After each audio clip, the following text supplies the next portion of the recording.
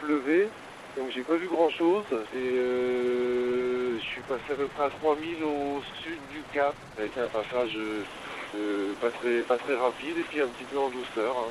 Ben, en fait, il y avait 7 mètres de houle juste avant le Cap Horn, avec des vagues déferlantes qui étaient provoquées par un vent de nord fort.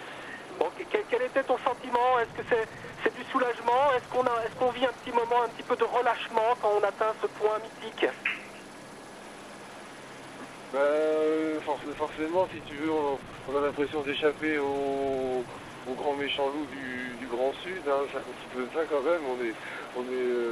Forcément, on revient dans une mer connue, l'Atlantique, et tout l'inconnu du Grand Sud avec ses grandes houles, ses icebergs, etc.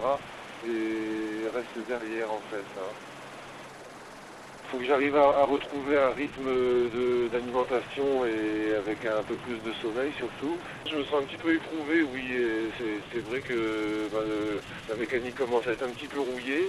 Hein, je pense que le bateau a résisté sûrement mieux que moi, mais le bateau a l'air encore tout frais. Je pense que j'ai un bon bateau qui a vraiment un potentiel de vitesse élevé.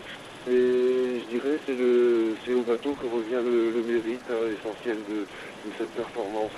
C'est un bateau qui est à la fois raide, léger et fiable. Et c'est vrai que c'est pas toujours évident de réunir tous ces paramètres. Et j'ai l'impression que le bateau est un petit peu du domaine du sans faute. Hein. J'ai eu la curiosité d'emmener une carte papier du monde sur laquelle il y a la position d'Hélène jour par jour et sur laquelle il y a la position que j'avais il y a 4 ans.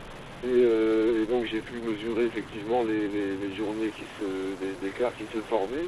Non, c'est vrai que c'est deux bateaux différents. Je dirais, à certaines allures, j'ai un bateau qui a un potentiel de vitesse qui est presque 30% plus élevé que mon ancien bateau. C'est une scientifique aussi. Hein, puis, la pression du fait qu'il y a les projets concurrents entre le record d'Hélène Avat, le record de Sodebo qui est en cours. Là, ça met aussi une pression qui oblige à aller vraiment au bout de la performance.